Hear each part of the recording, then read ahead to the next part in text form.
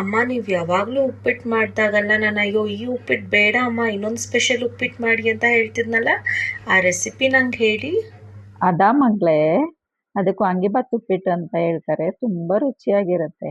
ಯಾರೆಲ್ಲ ಉಪ್ಪಿಟ್ಟು ತಿನ್ನಲ್ಲ ಅವ್ರು ಕೂಡ ಬೇಕು ಬೇಕು ಅಂತ ತಿಂತಾರೆ, ಅಷ್ಟು ರುಚಿಯಾಗಿರುತ್ತೆ. ಅದಕ್ಕೆ ಕೆಂಪು ಮೆಣಸಿನ್ಕಾಯಿ, ಕ್ಯಾಪ್ಸಿಕಮ್, ಅವರೆಕಾಳು, ಈರುಳ್ಳಿ, ಹಸಿಮೆಣಸಿನ್ಕಾಯಿ, ಟೊಮೊಟೊ, ಅರ್ಧ ಬಟ್ಲು ಕಾಯಿ ತುರಿ, ಒಂದು ಇಡೀ ಕೊತ್ತಂಬರಿ ಸೊಪ್ಪು, 10-15 ಬೆಳ್ಳುಳ್ಳಿ, ಕರಿಬೇವು, 1 ಬಟ್ಲು ಬನ್ಸಿ ರವೆ, 4 ಸ್ಪೂನ್ ವಾಂಗಿಬಾತ್ ಪೌಡರು, 4 ದೊಡ್ಡದು ಬದನೆಕಾಯಿ ಕಟ್ ಮಾಡಿ ಇಟ್ಕೋಬೇಕು. ಮತ್ತು ಒಂದು ಸ್ಟವ್ ಹಚ್ಕೊಂಡು ಒಂದು ಬಾಣಲಿ ಇಟ್ಕೊಂಡು ಅದಕ್ಕೆ ತುಪ್ಪ ಹಾಕಿ ರವೆ ಹಾಕ್ಕೊಂಡು ಘಮ ಘಮ ಅಂತ ಹುರ್ಕೋಬೇಕು. ಮತ್ತು ಇನ್ನೊಂದು ಬಟ್ಲು ಇಟ್ಕೊಂಡು ಅದಕ್ಕೆ ಸಾಸಿವೆ ಹಾಕಿ ಚಟಪಟ ಅಂತ ಸಿಡಿದ್ಮೇಲೆ ಕರಿಬೇವು ಹಾಕಿ ಬೆಳ್ಳುಳ್ಳಿ ಹಾಕ್ಕೊಂಡು ಚೆನ್ನಾಗಿ ಹುರ್ಕೋಬೇಕು.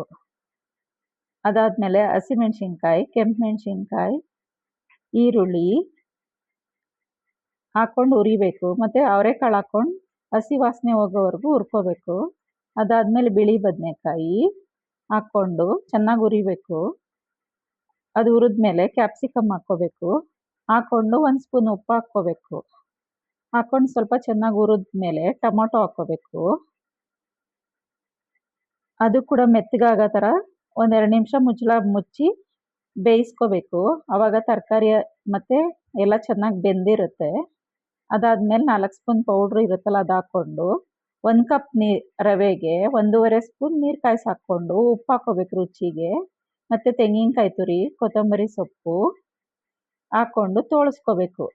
ಇದೆಲ್ಲ ಆದಮೇಲೆ ಚೆನ್ನಾಗಿ ಕುದಿ ಬಂದಾಗ ರವೆ ಹಾಕ್ಕೊಂಡು ನಿಧಾನಕ್ಕೆ ತೋಳಿಸ್ಕೊಂಡು 1-2 ನಿಮಿಷ ದಮ್ ಕಟ್ಟಬೇಕು. ಆವಾಗ ರವೆ ಚೆನ್ನಾಗಿ ಬೆಂದಿರುತ್ತೆ.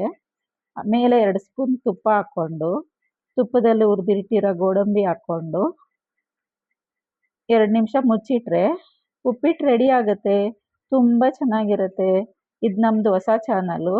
ಫಾಲೋ ಮಾಡಿ, ಲೈಕ್ ಮಾಡಿ, ಕಮೆಂಟ್ ಮಾಡಿ. ನಮಸ್ಕಾರ.